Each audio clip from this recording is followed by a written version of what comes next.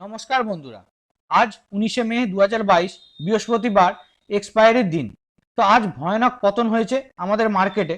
তো নিফটির ক্লোজিং হয়েছে 15,809 এই লেভেলের আশেপাশে। তো 431 পয়েন্টের একটা ম্যাসিভ ফল। তো ডেলি বেসিসে ভলিটিলিটি অনেক বেশি হচ্ছে। একদিন বাজার তেজি তো অন্য দিন আবার বাজারে সেই রকম ফল হচ্ছে। তো যখন একদিনে এত বড় ফল হয় তাই তার পিছনে অনেকগুলো কারণ থাকে আর সেইগুলো জানা অবশ্যই দরকার। তো সিকোয়েন্স অনুযায়ী যদি যাই তো কালকে আমেরিকান মার্কেটের ইন্ডেক্স যদি দেখে থাকেন তো ডো জোন্স এবং ন্যাসড্যাক সবেতেই প্রায় 3%, 4%, 4.5% মতো ফল ছিল এবং তার এফেক্ট আজ গ্যাপ ডাউন দিয়ে আমাদের মার্কেট শুরু করেছিল এবং সেই ফল কন্টিনিউ হয়ে ক্লোজ দিতে দেখা গেছে। তো এটাও একটা প্রধান কারণ। এবং সেকেন্ড যে কারণ, ইউরোপিয়ান স্টকস স্লাম্পস অন ইনফ্লেশন। তো এর কারণ যেটা বলা হচ্ছে সেটা হচ্ছে ইনফ্লেশনের জন্য। তো ইনফ্লেশনের জন্য বিশ্বের প্রতিটা বাজারেই আমরা ফল দেখতে পাচ্ছি। বিশেষ করে কালকে ইংল্যান্ডের ইনফ্লেশন রেট সামনে এসেছে এবং সেখানে দেখা যাচ্ছে 40 বছরে এরকম ইনফ্লেশন এত বাড়েনি। তো বুঝতে পারছেন একটা উন্নত দেশে যদি ইনফ্লেশন এত বাড়ে তো সেটা একটা কন্ট্রোলের বাইরে চলে যাচ্ছে, আর যার কারণে প্রতিটা দেশ তার ইন্টারেস্ট রেট হাইক করছে। তো এখানে দেখতে পাচ্ছেন গ্রোথ ওরিয়ার্স মানে মাল্টিন্যাশনাল কোম্পানির যে রেজাল্ট আসছে সেখানে ফিউচারে গ্রোথ হওয়া নিয়ে একটা চিন্তার বিষয় হয়ে দাঁড়াচ্ছে এবং সেটারই এফেক্ট আমাদের বাজারেও পড়ছে।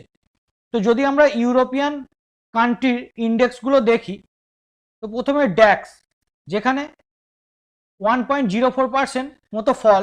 নেক্সট এফটিএসসি 100 যেখানে আমরা দেখতে পাচ্ছি 1.98% মতো ডাউন। তারপর সিএসি 40 যেখানে 1.35% মতো ডাউন। Euro stocks 50 1.57% down. তো প্রতিটা ইন্ডেক্সেই আমরা নেগেটিভ দেখতে পাচ্ছি। তো এরপর যদি আমরা এশিয়ান মার্কেট দেখি তো এখানে নিকি 225 যেটা জাপানের ইন্ডেক্স, তো সেখানেও প্রায় 2% মতো ফল দেখতে পাচ্ছি। তো S&P 200 সেখানেও 1.65% ডাউন।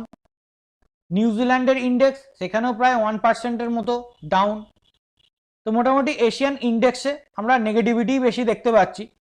তো যখন আমেরিকান মার্কেট, ইউরোপিয়ান মার্কেট এবং এশিয়ান মার্কেটে এত ডাউন বা নেগেটিভিটি দেখতে পাচ্ছি তার এফেক্ট অ্যাজ ইউজুয়ালি ইন্ডিয়ার বাজারেও আজ দেখা যাচ্ছে।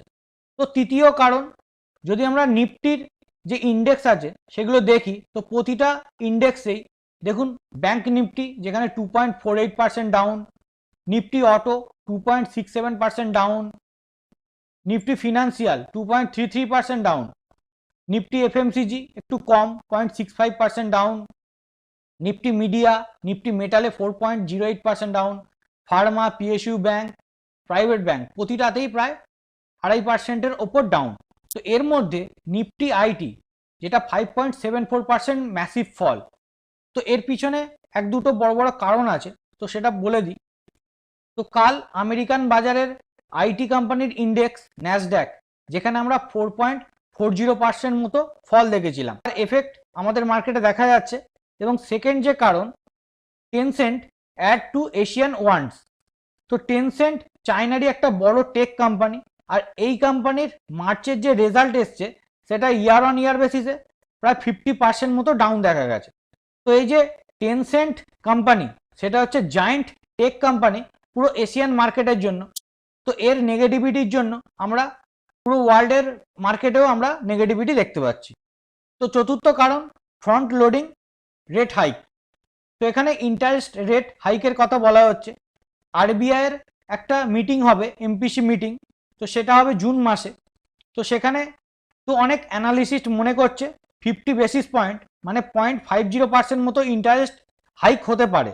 তো সামনের যে এমপিসির মিটিংগুলো আছে সেখানেও লাগাতার ইন্টারেস্ট রেট হাইক হতে পারে। তো এটাও একটা মেজর কারণ আমাদের মার্কেট ফল হওয়ার জন্য। তো এর সঙ্গে ছোট ছোট অনেক কারণ তো আছেই।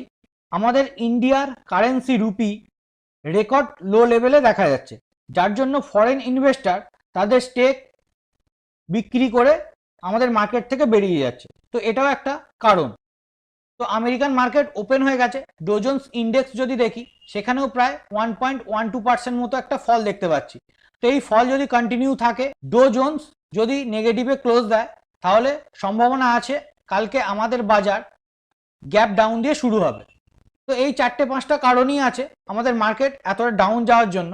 তো যদি ভিডিওটা ভালো লাগে তাহলে অবশ্যই লাইক অ্যান্ড শেয়ার করে দেবেন। Good night.